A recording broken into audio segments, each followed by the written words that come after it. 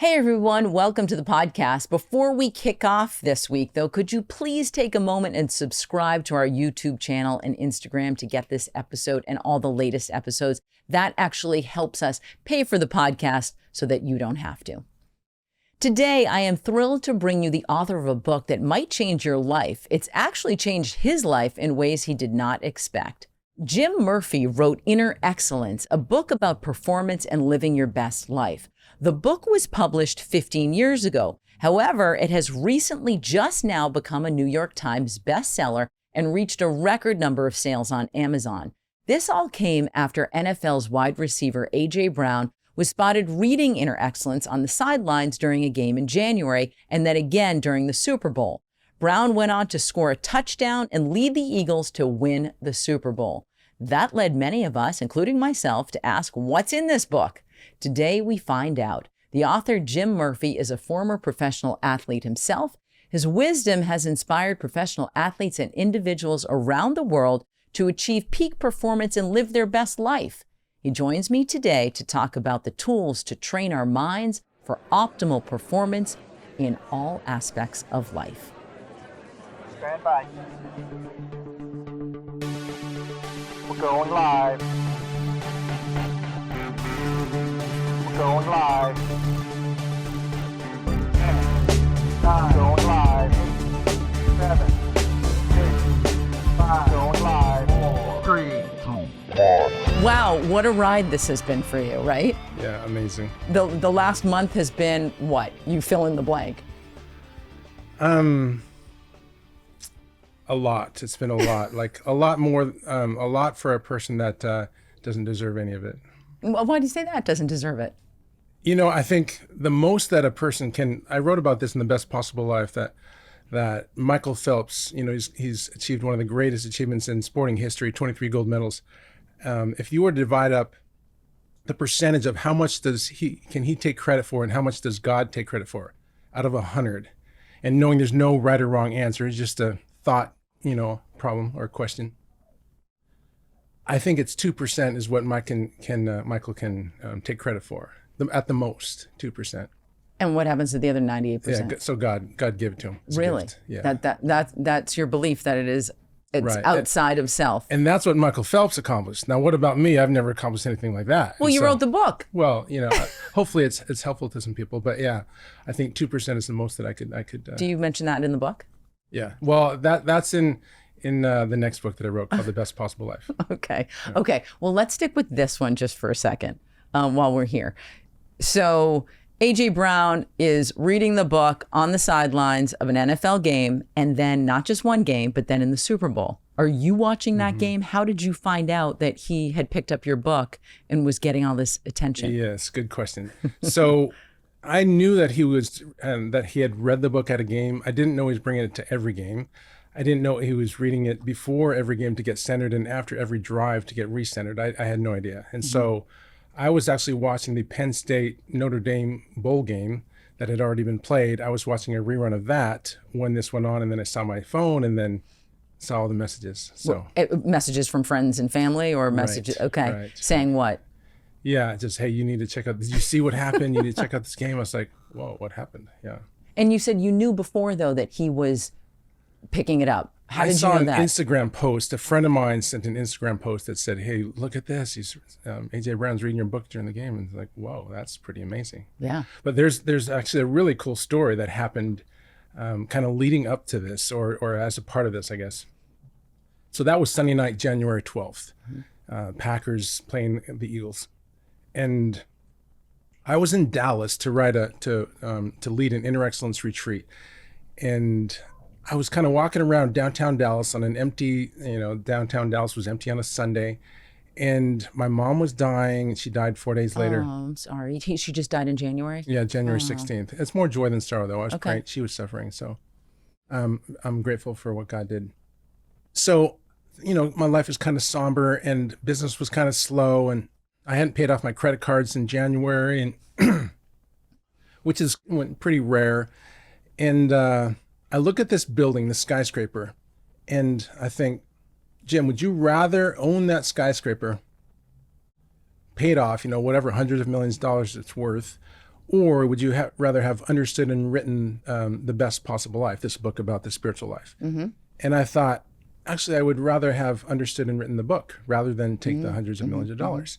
And now I think that was actually God asking me that question, but at the time it was just a thought that came into my mind. And so, my life's kind of slow, mom's dying, and kind of a somber time and somber day. I'm kind of all alone. And I think, well, at least you got that.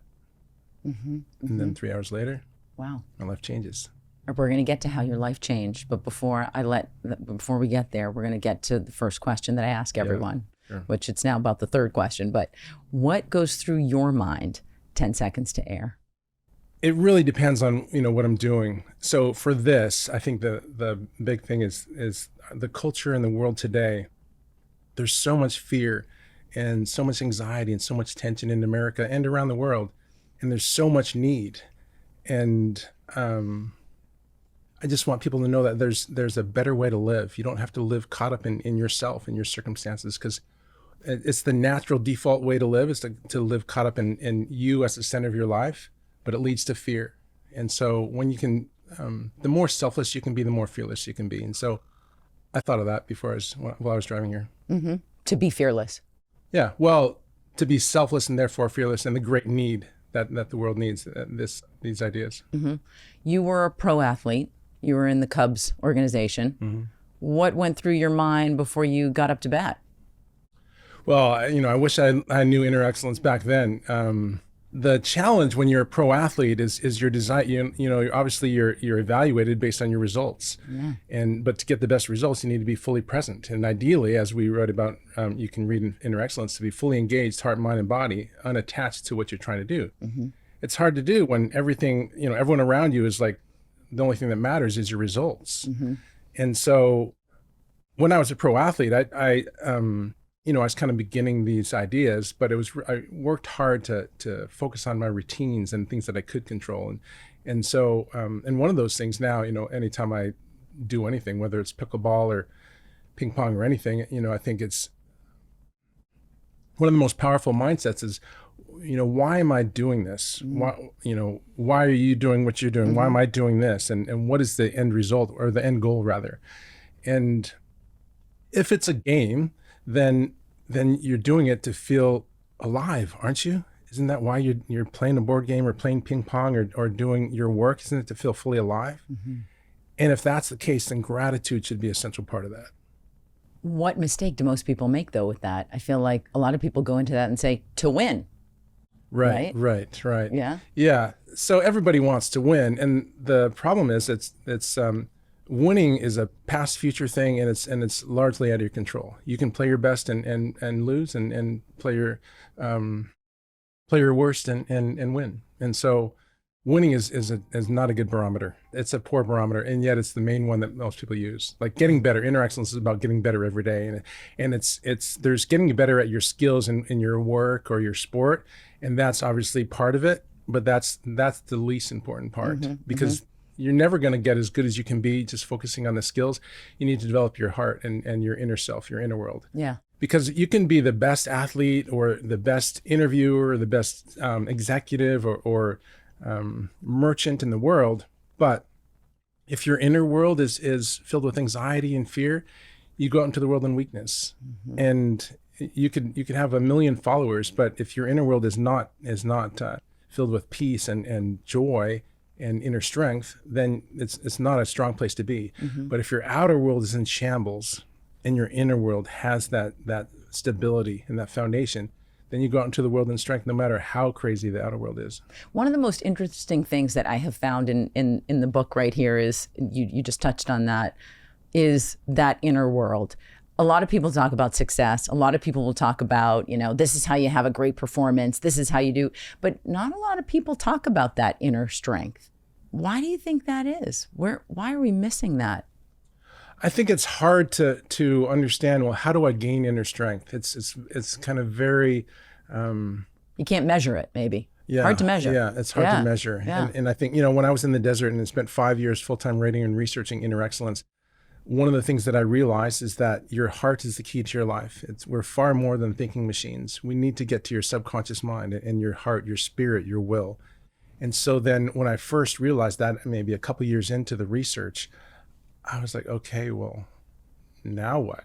How do I train the heart? Where do I even go? And so now it's a deep dive into philosophy and spirituality, and then realizing that your heart, which I call your spirit and your will, that's what's running your life. And so to be the best that you can be in anything, it requires being wholehearted. And so, when we're born with a divided heart. We have this nature that's very self-centered. And so we need training. We need to train our heart to love what's most empowering and not just love what's immediate. Yeah, get into that a little bit more. Wholehearted. So what does that mean exactly? So every human heart has 5 deep needs. The first need is for identity. We have a deep need to feel like we're somebody, and that we can contribute to something bigger than ourselves. And then the second need is for connection, community. Our greatest need is to be fully known and fully loved. And unconditional love is our greatest need. It's our greatest desire and our greatest power. Because love is fearless, and fear is our biggest challenge. And our third need is purpose, to have a purpose beyond yourself. I think Mark Cuban said, there's no greatness without purpose. And I think it's such a powerful idea to understand. If you want to be great, if you want to be a great leader, if you want to be great at anything, there has to be a purpose beyond yourself, because otherwise you're going to quit way too soon. We need a reason. Passion literally means to suffer. And you can't be great without being willing to suffer. And so you're never going to be willing to suffer unless you have some great cause. And then integrity. Integrity is a fourth deep need. Integrity means to be complete, to be fully integrated. And we can't be complete when we're focused on ourselves. That we have to live for others. And then the last great need is for growth. We're like an acorn. We're created to grow. Like an acorn created to grow into an oak tree. We're created for glory. And we get, the reason most people miss out on that is because the default human nature of self-centeredness. The ego. Yeah. What I call the ego, that part of our mind that's always threatened and never satisfied. Always comparing, constantly comparing. It's hard to break out of that. Where I had this conversation with my family last night when I was preparing for this, and they were asking me, the kids were asking me, yeah, but I've been in school and been told that my measure of success is how well I do. So there's this, how do we break out of that? And how do you tell even young people, you're not measured by the grade that you got in the paper or the job that you just achieved or the salary that you made. So break that apart. That's a really hard thing to We need to get into that purpose and your own life purpose. And so it revolves around relationships, because we're created for relationships. And so if your purpose, like a life purpose that you say, I just want to be the greatest athlete or the greatest musician or anything, that's not powerful. That's just a goal. A purpose is something that you can do independent of any circumstance. That's really, really empowering. And it's empowering if it involves loving others, because that's the most powerful thing that you can do. That's where you're going to sacrifice the most. I mean, look at anything in history. The most passion comes from some sort of incredible love. And so to break out of that ego and the self-centeredness, we need a greater purpose. And you can also start to think about, well, how do I want to feel in my life? When I'm at my best, what does that feel like? And for most people, it's going to feel very similar, like to the pro athletes that I work with, or Olympians, or anyone. It's very similar. I want to feel peace. I want to feel freedom. I want to feel joy and confidence and strength, things like that. And I don't want to feel fear and anxiety and feel like I'm lost. And so, as humans, we all have the same basic challenges and the same basic needs and desires. And so we all want to have amazing experiences and deep, enriching relationships, and we want to feel fully alive and learn and grow and make a difference in the world. Every single person wants that. They just don't know how to get it. Right. And so understanding that your own ego is probably the biggest challenge that you face, to have the most extraordinary life. This part of you that's always comparing and always threatened. And so we need this greater purpose. And you can start to think about, well, how do I want to live? How do I want to feel? When I say, how do I want to live? Like, how do I want to handle adversity? Because in life, we have so many things out of your control. Like you have your day planned, and then most of the time it's nowhere near how that day is going to go. Right, That's a rare right. thing when it all goes exactly as planned, Yeah. right?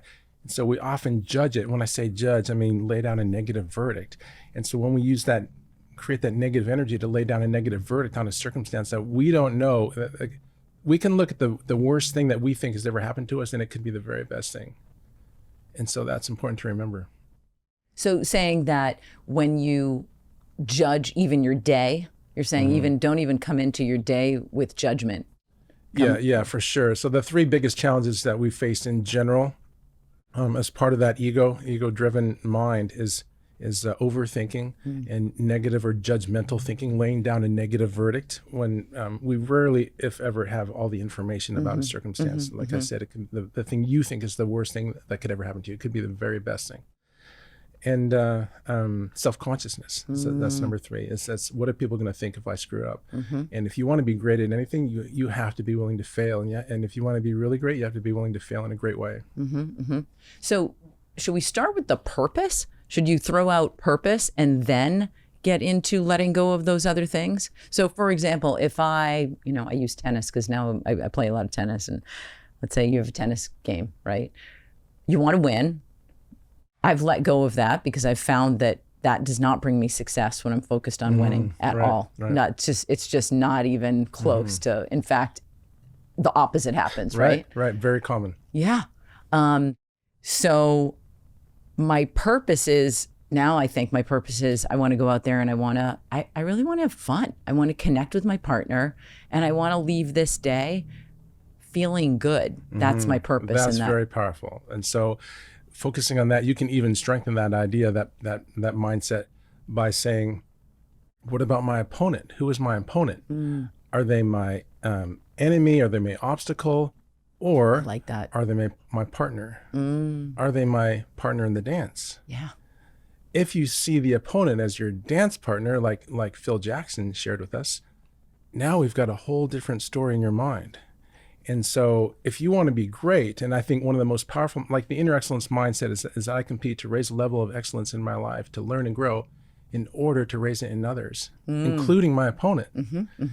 And so it's natural to want your opponent to perform poorly and yourself to perform better and for you to win. That's in human nature, but that's a terrible mindset. And you know what? It doesn't make you feel good, I have to say. Exactly. When somebody misses the ball, it doesn't really make you feel good because you don't get to play. Yeah, you exactly. don't get to play, you don't get to dance. That's so powerful. And so you think, well, what is it that I really love about tennis? Is it just so at the very end, I can count up the score, I can call my neighbor or my mom or my aunt and say, look, I beat this person, and they're going to give you a big hug. Yeah. Like, what is it that you really want? Yeah, I love this. Isn't it that you want to be caught up in the moment of something that you love? Yeah. And if you do like tennis, well, what is it that you like most? Isn't it being about, hitting great shots and these great rallies? Yeah. Well, you need the other person on the other side of the net, the other team, to do that. And so the most powerful mindset is to want them to be their best so you can be your best. And so you want to bring your A game so they can have their A game, and vice versa. You want them to have their A game so you can be better, because you're never going to be as great as you could be if they're playing poorly. Right. You can be great if they're playing great. And so to have the energy that I don't want them to play well is going to hurt you, because it's creating negative energy within you. Yeah. But if your energy is, I just want to share what I love. They love tennis. I love tennis. I want to share that with the world and people watching. I want to have great rallies, and whoever wins, that's up to God. Now we've got power. Jim, that's amazing. I love that. I love that for so many reasons. One of the quotes that you have in the book, or pieces that I took out, there is no failure. There's only Feedback. Yeah. There is no failure. There's only feedback. That's fantastic. There is no failure. There's only feedback. It's just such a great way of thinking about rolling through life, period. We can take the tennis game or work or whatever. Sometimes my kids will say to me, you're so, you have such a strong will, or you have so, and I'll say, I don't know. I just feel like I get something and then I pivot to a different direction. Now, I never put it, there is no failure, there is feedback, but you did. And that's just, I love it. I just love it. So yeah, and as part of that, the question is, it's such a powerful idea. So how do we get to that point where we can see failure as feedback? And this is not something where I don't take it personal. And so this is the great separator between the best athletes, the best performers, the most extraordinary business people. Everything is that they see these moments where they don't get what they want as they don't judge it, because they don't know, like, should I make this putt? What's the best thing for me to do right now in my life? Is it to be successful in this thing that I'm doing, putting, or any part of your life, being successful in it? Sure, that's what you want to happen. You want everything to be successful, but is it the best for you? You don't know. Is the best thing for you to win the Masters? Like in April, someone's going to win the Masters. Is that the best thing for that person in their life? It could be a terrible thing for them. And so when you don't know what's best for you, that can help you deal with failure.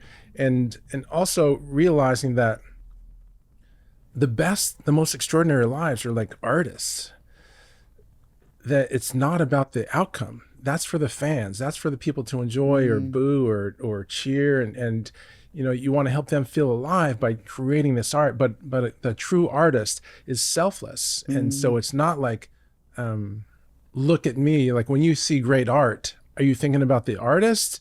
Are you thinking about yourself? Neither, right? You're caught up in the moment, like, oh, what a beautiful moment. Could be a movie, could be a book, could be a painting on a wall. You're caught up in that moment, and you have this feeling that feels so good that you're connected to beauty. Right. That's what the great artist does. It connects people to beauty and to wisdom and things like that. And so it's this great art is the selflessness. So you're not thinking about the person who created it, and you're not thinking about yourself, the viewer. You're all caught up in this beauty. And that's what we want to, that's the best way to live, the most powerful way to live. The way to get there. Do you get a resistance for that thought when you talk to, let's say, an athlete or a CEO or somebody that really is judged on outcome, is really judged on oftentimes it takes a while for some people to understand it. And what I found in the years that I've been doing this is that younger people get it quicker. And so it's people that are closer to my age that are a little slower, because a little old school and like, Jim, that all sounds great, but we got to win, or the bottom line is we got to make more money right now. And so, but people that are a little younger seem to get it faster. Why do you think that is? I think people that are closer to my age are a little bit stuck in how things have always been, and this is the old school coaching is just got to win, just try harder. Right. And so I think young people can see that they have a little bit more of an edge in understanding that trying harder often backfires. Where did you come to this? Was it during your baseball career or after?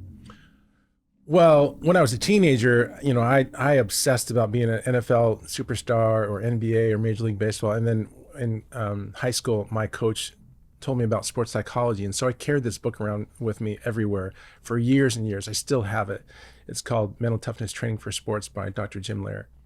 And I remember one thing from that he said that the correct emotional response to a problem is 75% of the solution. And that had a huge impact on me. And so when I was like 17, that's when I started thinking about sports psychology. And then, I did my undergrad in psychology and my master's in coaching science. And then the 5 years, going to the desert and spending that full-time writing and researching, and plus coaching the Olympics and coaching pro baseball and doing what I'm doing now. So it was an evolution. It did not happen overnight. Yeah. Right. Yeah. And when you were playing baseball, where were you in this journey? Were you 50% there? Were you 85% there? Well, if you can believe it, my ego was 10 times bigger than it is now. And so I know that's probably hard to believe, but it was, a very self-centered life that I lived. And, looking back on it, I was so, I can't even tell you how devastated I was when my career ended. I wouldn't say suicidal, but as lost as you can get without being suicidal. Like, I've got no meaning, nothing. Like, everything was built on my whole career, my whole life, my whole identity. Everything was as a pro athlete. And then when I lost it, I lost everything. And so, but looking back, now I realized, like I said in the beginning, I thought the best possible life, which I was going to live, this is my destiny, to live the best possible life. I thought I'm going to be making millions of dollars. I'm going to be on the cover of magazines. I'm going to be winning World Series or scoring touchdowns like A.J. Brown in the Superbowl. And that's going to be my life. Every guy's going to want to be me. Every girl's going to want to be with me. And that's going to be my life. Right. And then I got injured and I lost it all. And I was so lost. And now looking back, obviously God had a plan through all of this. And I see that the life that he gave me is so much better than I couldn't imagine what was possible. I had no idea. I mean, just look at what happened in the last 6 weeks. You know, who could have ever imagined this? And were you as spiritual then? Did you have God in your life then? I believed in God, but it was definitely not like it is now. Yeah, it's hard to understand. Like there's so many voices out in the world, and people who identify as Christians that are not loving, and you know, we're all human, and so we all have our you know, in some way we're all hypocrites, because, you know, I mean, I don't always do what I say that I'm going to do, or I don't always do my routines, and sometimes I do what I don't want to do, and don't do what I should do. And so in many ways we're all hypocrites. And so don't judge like Christianity based on people, because everyone is at a different spot in their life. And so what does that mean? What do you mean explain I think that? You know, I think Shane Claiborne, a hero of mine, and he said this one quote in his book Rethinking Life that I think is so powerful. He might have been quoting Tony Campolo, and he said someone told him, the church is full of hypocrites. And I think he was talking about the Christian church. And Shane said, you know, I don't think it is. I think there's plenty of room for more. And so I was like, whoa, that is so powerful. Yeah, we're all hypocrites. You know, it's not full. Room for more. You can join us.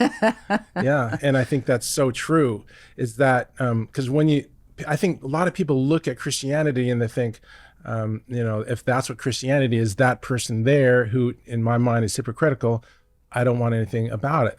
But what you have to understand is that person is human, and you know, they have their flaws, and they haven't been fully transformed, and, you know, none of us have. And so we all have our own flaws.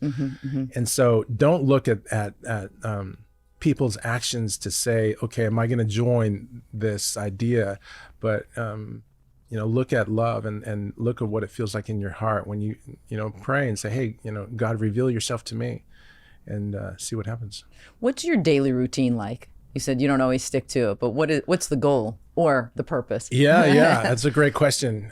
You know, I've been to 23 countries in the last 2 years, 51 or something overall, and so I travel a lot. And so it's one of the biggest challenges that I face is lack of routine, because inner excellence is really about a series of daily routines of habits of thought and action all day long, because we want to have that positive energy that's constantly thinking about connecting with beauty, and that anything is possible. So how do we constantly get out of that judgment? Because most people spend their entire days, every day, judging circumstances, self, or others. It's this constant loop. Circumstance, it could be better, even if it's the best thing ever. Well, why does it take so long?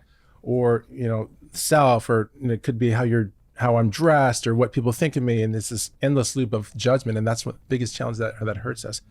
So what I do is I really try to, how do I stay in that connection to beauty, AKA God, the source of all beauty and love? How do I stay connected to that? And so, you know, I have a series of routines that I do every day, and weekly routines, like Sundays, you know, work, that's the Sabbath, that's just rest and recharge. And Mondays is fasting, so no eating from 10 a.m. to 10 a.m. Tuesday. Cold plunge, you know, every day, you know, try and do something hard. I think that's, we need to learn how to let go of comfort. And the best possible life has one foot in joy and one foot in suffering.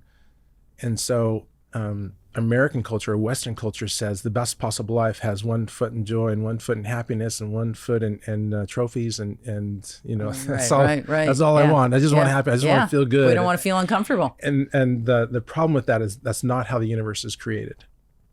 You can just easily look at, like, if you want to get physically strong, you got to break the body down, and if you want to gain wisdom, then you've got to go through things. And so okay, so you got to Tuesday. What happens on Tuesday? Yeah. And so every day it's how can I get my mind, body, and heart in a place that's filled with endless possibilities that flow. And so how do I stop judging and be in this mode of creativity? Like this morning, I was sitting in the courtyard of my hotel having some quiet time, and my mind was thinking about this and that, and it's like, Jim, stop the thinking. If you want to have a great day, we need to just connect with beauty, connect to the source of all beauty. And so I stopped and was just like, okay, let's just be present to this moment in the trees and the beauty here and the sunshine here in LA, beautiful weather. And so, so it's regularly inviting yourself to do hard things. So you can like cold plunge and fasting, for example. Both are hard. And the challenge with it is that, we have this body that I never want to get poked in the eye. That's never something that I want. I always, would you rather choose sit in a hot tub, poked in the eye? 100% of the time, it's hot tub. I always want comfort. And so the problem with that is that's a life of moving yourself towards sickness and disease and weakness. Why? Because that's not how the universe is created. The universe is created, you have to have one foot in suffering to do anything great. And so, like I said, passion, that literally means to suffer. Passion is to suffer. And so if you want to have passion, that's the willingness to suffer through and to persevere under adversity and failure and all those things. And so how do we get passionate every day? We have to be willing to suffer. And so then we have to put these things in our life. And so like one thing that I do, I need reminders throughout the day. I hate to say the word need, but I have reminders throughout the day, like on my phone, for example, in the house, the little retreat center I had in Point Roberts, just outside of Vancouver. The windows are all covered with Bible verses, inner excellence principles, ideas everywhere, because like for you, you're probably a lot more positive person than me. I need this all day long. I need it filled in my mind, because my mind in the past would have a tendency to go to the negative, to the judgment, or I can't do that, or that's too hard, or whatever, that's limiting. And so for me, constantly like arranging my environment is really important. And so that means the physical space that I'm in, I want it to be clear, not cluttered, and because I want my mind to be clear and not cluttered, and I want the space to be filled with things that are empowering.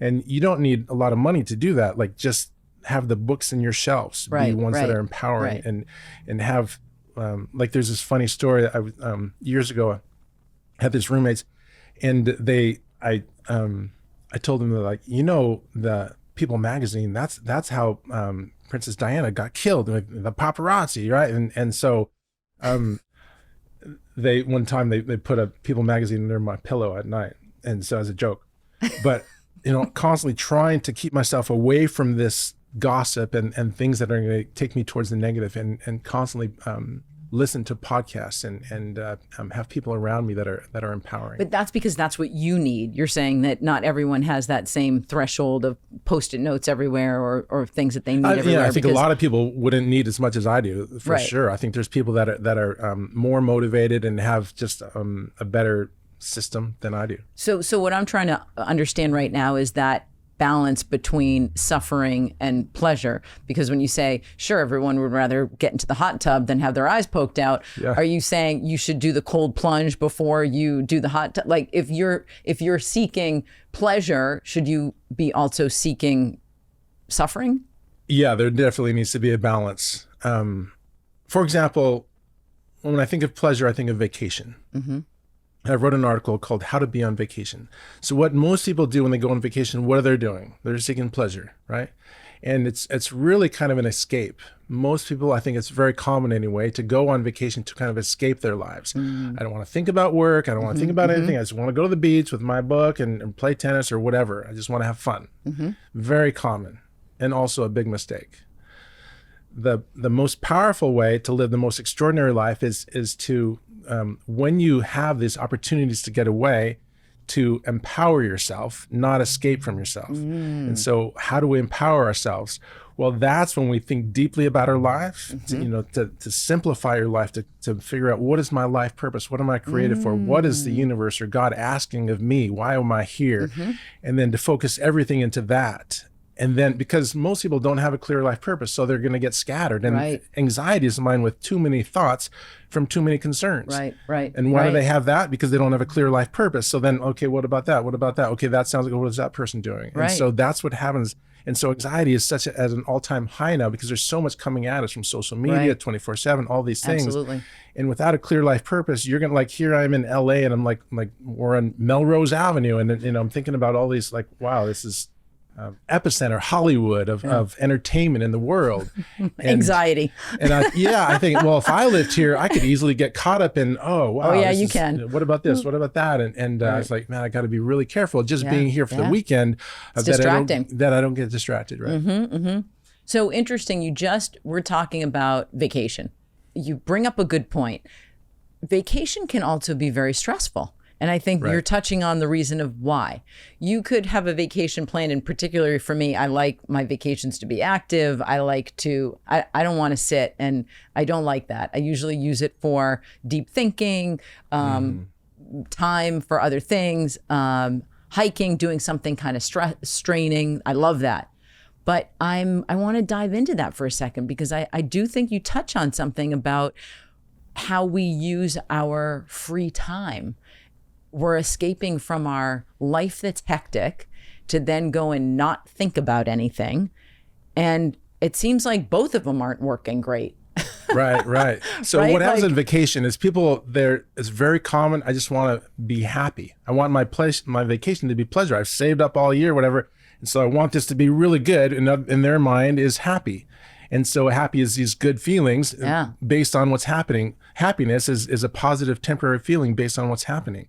And so the problem with that is what? I mean, to me, it's pretty obvious. Well, what if it's pouring down rain? Yeah. You go to Hawaii or wherever, it's pouring down rain every single day. Okay, there goes happiness. There goes your whole vacation. Right. And Right. There goes my tan. Yeah, I mean, there's so many things that can happen Yeah. if you're pursuing happiness. It's a chase your tail, endless pursuit of emptiness. And it's external. All these things you're talking about are so external. So let's dive into a vacation. How would you suggest somebody uses that? Yeah, really, it's really okay. First of all, I need to slow down. I need to take some time to really slow down and stop all the running around and all the organizing. And I need to really slow down and then think about my life and think, okay, what is the purpose of my life? If that's not clear to you, like, for example, my purpose is to share God's love, wisdom, and courage with athletes and leaders around the world. Really, everyone that I meet, but that's kind of more of a specific mission. And so if you don't have that clear purpose, then when you go on vacation, it's going to be likely I would just want to be happy. And because it's kind of a microcosm of your whole life, I just want to be happy. Like I said, that's going to leave you empty. And so getting that purpose clear. And so, well, how do we do that? Well, there's a couple things. One is, if you're going on vacation, we want to slow down and simplify your life, and then simplify it all the way down to your purpose, and start to think, well, you can think about those things that I mentioned earlier. Well, how do I want to feel in my life? And how do I want to live? Who am I meant to become? Who do I want to become? And if you think about how I want to feel, what happens to most people, it's happened to me for a lot of my life, is that we get so caught up in being right. And like if someone cuts me off in traffic in the past, that wasn't right, and so I would not feel good. I would judge them, or anything. If I disagree with someone, I want to be right, and so that's a big mistake, to try and be right, like to try and get someone to say, okay, you're right, because you're spending so much energy, and it's not helpful. How should you redirect that? Well, What's your suggestion there? Anytime that you're say you're talking to somebody, like, what is your goal for your life? Like, are you trying to, for example, politics is a very charged thing right now, and there's a lot of bitterness. And if you're trying to talk to someone that believes different than you, and you're trying to convince them, and so say you're really good at debate, and you feel like you win. So what did you win? Like, so maybe you provided better logic than the other person. Like, what really happened there? Are you leaving that filled with peace and joy? Is the other person leaving that filled with peace and joy and more wisdom? Is their life going to change? Is your life going to change? Like, what's the benefit of that? And I think it's really understanding that rather than desiring to be right, it's how can I stay in that connection to what's powerful, empowering, beautiful? How can I stay connected to that? Because then I'm going to gain more wisdom, and I can be me. I can be my true self when I'm connected to that source of all beauty and all wisdom. And so how do I live my life staying connected to that? And if I'm trying to be right or convince people I'm right, that's really a lack of sense of self. It's like, I need more validation, so I'm going to try and convince you that you should give it to me. And that's I spent most of my life like that, so I have a lot of experience with it, and I don't want to live like that anymore. So when did that change? Well, I mean, it's still a work in progress. Okay, Right? okay. I'm still a hypocrite. I'm still, maybe I should say I've still been a hypocrite. I try not to say that anything that I don't want to continue as a present tense. But, I still... Every day, you're changing it every day. On working Monday, on it every did day. I fast 10 a.m. to Monday, 10 a.m. Tuesday? I don't think so. So there we go. I guess the interview's over. So, but that's kind of how life is. Life is difficult, and it's not about how many mistakes you make. It's who you're becoming, and can you keep going when things are tough, and understanding, like, if I don't have a clear system for the person I'm becoming, I'm going to default to the world system. And the world system is a very superficial, chase your tail, pursue happiness, and it's a zero-sum game. I'm just going to try and get what I can, and because someone else is going to take it. And that's a definite recipe for fear, anxiety, and frustration. So you've been in LA for how long now? About 3 days. About 3 days. Yeah. And are you finding it challenging to stay on course? Yeah. It is. It is. And it may not be for the reason you think, because my life since January 12th has been this flood of attention, and a lot of people saying, Inner Excellence is the best book I've ever read, or things like that. And for 15 years, I haven't had this sort of attention. The book came out 15 years ago, the first version anyway. And then it came out again in 2020. So 2020 version is quite a bit different. Same concepts, but a lot of new stories and stuff. Okay. And so, I get a lot of attention now, or a lot of people that are saying good things, and I can feel like I'm somebody. And the moment that I start to think, I'm like, I've given more than my 2%, like, I deserve 75%, or, look at me. Why would I do that, or think that, or feel that? It's because I don't have that fully integrated sense of self. I'm disconnected. So then I'm like, I deserve this, or deserve that. I should have this. And I could see being here, I'd be like, I would like a little more of that. And let's get more of that. And so it's dangerous. So you're not staying in LA is what I'm hearing Well, from I you. love LA, and I may be back a lot more. I think everyone needs to know what is the biggest challenge that they face. And the basic idea of Inner Excellence is that the biggest challenge you face in performance and in life is self-centeredness. And that was my challenge before January 12th, when this all went down. And now it's like 10, 20 times that. And so now I've got a huge on a personal challenge. level. You're saying on a personal level. Yeah, for sure. Have you ever spoken to AJ Brown? I have. You have. Yeah, and what's that conversation? A great guy. He's very humble, gentle, awesome guy. Yeah. Do you know what part of the book he was reading during the Super Bowl? Well, they did zoom in on it, and so I have part of it, but that it's that you can see is like all highlighted, and that part about having that clear mind and unburdened heart, I think is resonate. Part of that's what he's read every day, or during the games, I should say. I just want to make sure we give people some kind of hard and fast tools to take with them today if they want to change their lives today, and again. There's so much in this book, and so much that we've talked about in the last few minutes here. And I mean, you've opened my mind up to thinking of all kinds of things. So I thank you for that. It's been amazing experience for me.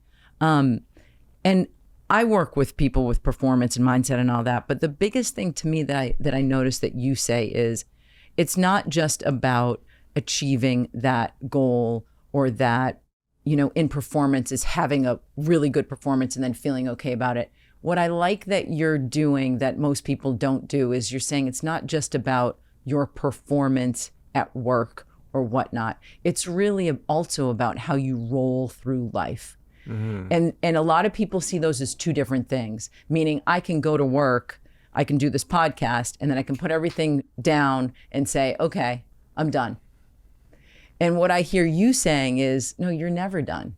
You're never actually done with your, and I'm going to say performance in quotes, but with how you roll, your heart. And so how do we begin today to make those changes, to roll through life and work and everything, as one human being, as opposed to my work life self and my home life self? I don't know if you've seen the show Severance, but they sever the head and they go to work as one person and they can't remember, and then they go home as another. So how do we merge those and be one? I'll share with you the 4 daily goals. Before I get to that, I want to share with you this conversation I had with one of my clients. And he's a pro baseball player, and he was talking about golfing and how, I realized that the golf has kind of helped me because I can get nervous. So, I hit this great shot and I don't want to miss the putt. And so one thing that I shared with him is that not only is golf helpful for you to train for your pro baseball career, all of life is here to train you for baseball. Everything that you do, everywhere you go, is training for you for your baseball. And also, everything you do on the baseball field is training for your life. Now, which one is more important? Now, the world says, well, in baseball, as a position player, it all comes down to your 4 at-bats. Get 2 or more hits, it's a great day. 1 or less, it's not a good day, etc. And this obsession with results. And, that's the world that we live in. And so how do I live in this flow of connected to beauty and grounded every day? And that's where we want to get to. That's kind of where the 4 goals kind of come in, the 4 daily goals, which is the first one is to give the best of what you got each day, because it's so important to realize most days you're going to be nowhere near your best. I mean, there's a lot of days when you may say if your best is 100% and you've only got 50%. And so if you think that you're going to get 100% out of a 50% day, it's going to be very frustrating. And so it's important to realize and develop self-awareness, especially on those days, and say, I'm going to give 100% of the 50. And so that's a big one, because we're rarely our best. And then number 2 is to be present. And when I say present, what I mean is that grounded connectedness to beauty. And a lot of it has to do with slowing down. When you're in a hurry is the great enemy of the spiritual life. It's the great enemy of beauty. It's the great enemy of compassion. It's the great enemy of love. Love is not hurried. And so, and love is the most powerful force in the universe. So if we want to live that extraordinary life, we need to unhurry our lives. And the only way we're going to unhurry our life is that we have to have a clear purpose. Everything has to go down to one thing that we make all our decisions through. And if not, then we're going to be hurried, because I'm like, well, what about this? Well, I can't get rid of that. That could be helpful. And so the only way to unhurry your life is you have to, and get rid of hurry sickness, is you have to eliminate things from your life. And so being present is number 2. Number 3 is to be grateful. Gratitude is closely linked to inner peace. Inner peace is tied to inner strength. Inner strength is linked to mental toughness, and they're all linked to beauty. And so, but it's really hard to be grateful sometimes. So how do we become more grateful? And so I'm not saying this as a Christian that you should be more grateful to be a better person. I mean, sometimes I'm not a very good person. What I'm saying is as a performance coach, if you want to live a better life, then how do we be more grateful? We look for the smallest moments every day that are gifts. The smallest moments. And so if you say, I'm grateful for my health or grateful for my family, that's wonderful, but it's not super empowering. If you every day you're looking for the smallest moments, whether it's getting a parking spot, or if you're filled with anxiety, like in 2010, I had so much anxiety, I almost had the mental breakdown. This was after the book came out, 5 years of relative isolation, and we're created for relationships. And so I can see why I came to that point.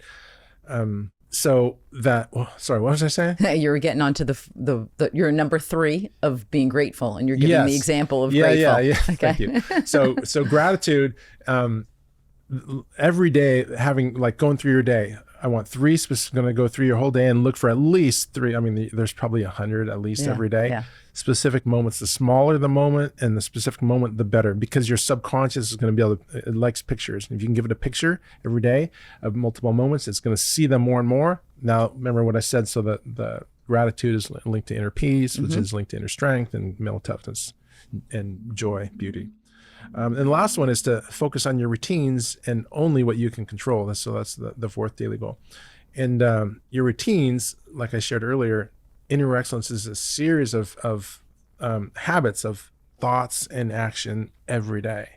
And so I have on my phone these reminders like, God is with you, Jim. And like I had this affirmation that I'm a New York Times bestselling author. And I had that on my phone for years, and then finally I got rid of it. I mean, it's been 15 years, Wow, so I was like, oh, okay. That's amazing. So, yeah. And in year 15, it came.